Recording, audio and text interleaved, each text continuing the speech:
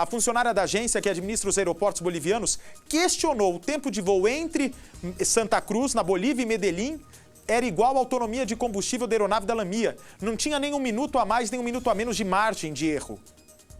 Os especialistas condenam essa prática, já que ele teria que ter no mínimo mais 30 minutos ou mais 35 minutos. É uma porcentagem em relação ao tempo da viagem que dê para que ele faça um sobrevoo em cima do aeroporto até que tudo seja acertado e também combustível necessário para mudar o pouso para outro aeroporto. A repórter Ingrid Gribel está com um especialista nesse momento e vai nos explicar o seguinte: se essa fiscal do aeroporto da Bolívia disse para o piloto, disse para o despachante, vocês não podem sair antes de mudar tudo isso. E aí ele vem com uma conversa mole e diz, Célia, a gente sempre faz dessa maneira, sempre deu certo, vai dar certo, é rapidinho. E aí eles decolam. Onde é que está o erro? Boa tarde. Boa tarde para você também, Luiz Bate. Eu estou ao lado do diretor da Associação Brasileira de Pilotos da Aviação Civil, o Cotes, Bolívar Cotes, que vai responder essa pergunta. É um acidente que em 45 anos de profissão como piloto, também como consultor, você nunca viu.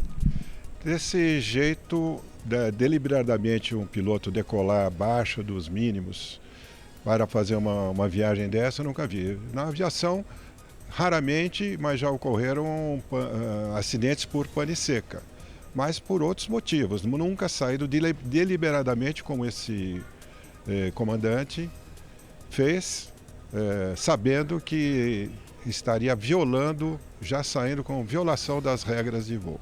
Essa discussão também entre a funcionária, antes mesmo da decolagem, lá na Bolívia, e o piloto dizendo, não, nós iremos conseguir com o tanque cheio.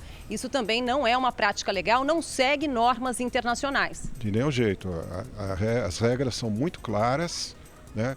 O voo tem que ser feito para chegar ao destino com muita segurança, com muito conforto, né? Para que o piloto tenha a oportunidade de fazer uma espera e, se necessário, rumar para uma outra alternativa com muita reserva ainda a bordo. As caixas pretas são analisadas nesse momento, mas são as informações, é o diálogo entre a funcionária da torre de controle e o piloto que tem levado autoridades colombianas a dizerem que sim, foi uma pane seca, foi a falta de combustível. Nesse diálogo, que o senhor já ouviu algumas vezes, o senhor percebe que o piloto não dá informações suficientes para que o pouso fosse feito de forma prioritária? Pelo que eu vi, muita coisa ainda vai ser investigada através das comissões. Mas esse diálogo que está sendo divulgado, a gente percebe que o piloto já tinha uma consciência de que ele estava numa situação muito crítica, porém estava camuflando a situação. E por qual motivo? A multa, a suspensão prevista para pilotos que saem com combustível no limite e que pousam com esse combustível no limite? Existem punições severas ao piloto e ao operador, à companhia. Existem posições severas contra isso. Muito obrigada pelas informações. Há perguntas, Luiz Bate? Tenho sim. Ô Bolívar, boa tarde. Obrigado por estar atendendo aqui o nosso balanço. Minha dúvida é a seguinte. Divide a tela, por favor, com o especialista. Minha dúvida é o seguinte, Bolívar. O piloto jogou, o despachante da Lamia jogou uma conversa para essa Célia, do aeroporto de Santa Cruz de la Serra, dizendo o seguinte, batendo no peito, vulgarmente falando, deixa com a gente que a gente sempre fez dessa maneira e deu certo. Você, com a tua experiência de aviação, a aviação boliviana é rígida? É uma aviação, aqui no Brasil a gente sabe que a rigidez é muito grande. Que se o fiscal fala, não vai partir, não vai partir. Se o piloto descumprir a ordem do fiscal, a Polícia Federal põe um carro na frente e o avião não sai. O que é que se tem de histórico da aviação boliviana? Olha, Bate, eu não tenho grandes informações sobre a aviação boliviana, mas eu acredito que ela está inserida na ICAO e, pelo que vocês mesmos estão dizendo, houve alerta das autoridades, né? Em última instância, esse comandante é que assumiu a responsabilidade. Eu acredito que a aviação boliviana cumpra ou tente fazer cumprir as normas internacionais. Porque nesse caso, o que a gente percebe é que o pessoal da Chape estava com muita pressa de chegar ao destino, né? Eles tinham um compromisso, tinham que dormir, porque cedo ia ter algum outro compromisso, enfim.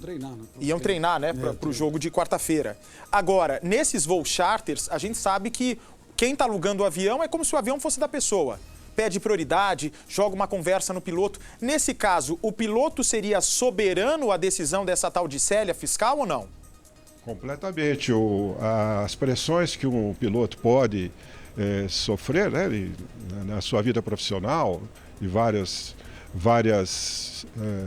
âmbitos, não pode influenciar no julgamento técnico e violar os códigos de segurança, né, os limites de segurança.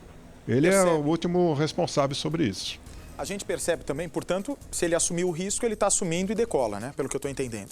Pelo jeito, sim. Aqui, eu acredito que em aeroportos mais controlados, eu não conheço Santa Cruz de la Sierra, mas nos aeroportos que a aviação brasileira opera, isso teria praticamente sido impossível de ser feito. A aprovação desse plano de voo teria sido impossível. Agora, me diga uma coisa, por gentileza, Bolívia. Nesse momento, nos preocupa a segurança dessa controladora de voo de Medellín, que, pelo que a gente percebe durante toda a conversa, ela é fria, e assim que tem que ser, imagino eu, porque ela tem ali a técnica em primeiro lugar. São segundos, cada segundo é fundamental para que esse voo se mantenha no ar, sendo que ela tem a preocupação com o avião que estava com emergência e com todos os outros que estão no sequenciamento para pouso nesse aeroporto.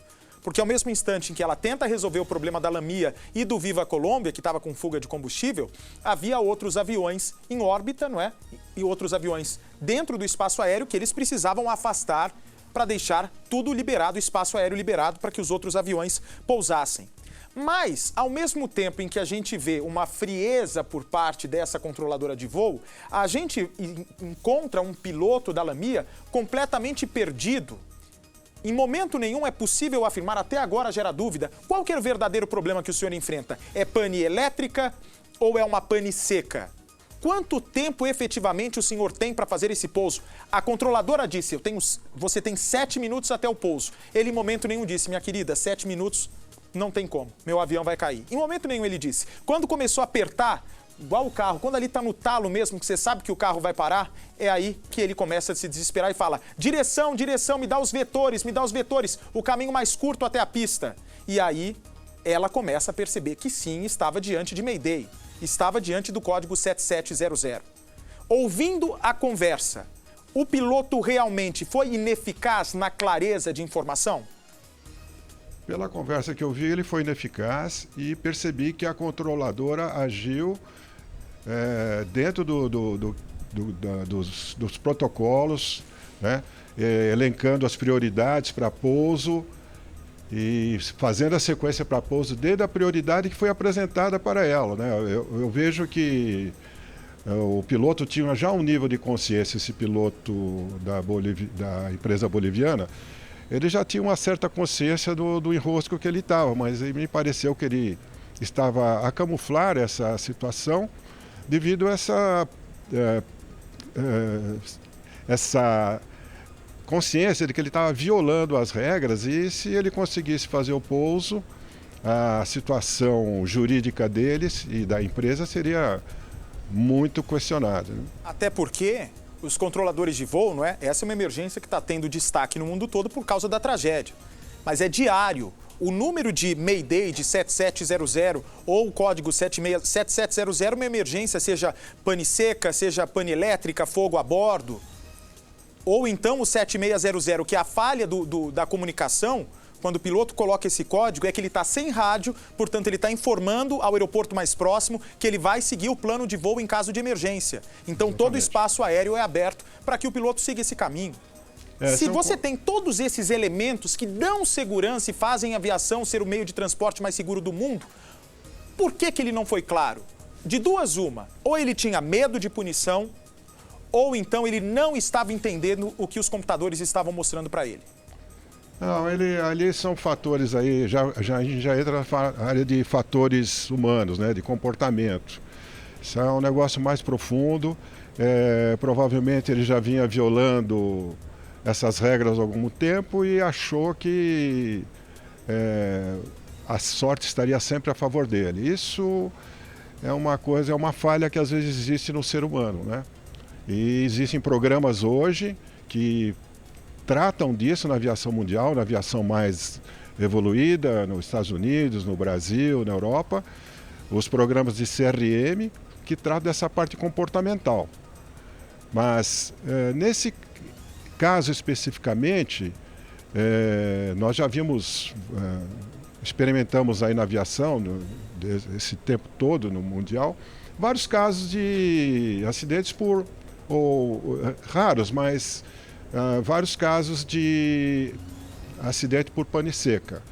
Mas não num caso desse, eu nunca vi pelo menos um caso de uma aeronave sair deliberadamente sem condição de chegar ao destino. É aquela história, quando o piloto se acha muito autoconfiante, ele acha que domina a aeronave como poucos, que já voava a mesma aeronave, fazia esse trajeto tantas vezes, nunca deu errado, porque dessa vez daria. Pode ter sido isso que passou na cabeça dele, infelizmente. Isso acontece em várias áreas, né? É verdade, infelizmente. A técnica tem que prevalecer sempre, não é? Independente da confiança ou não do profissional.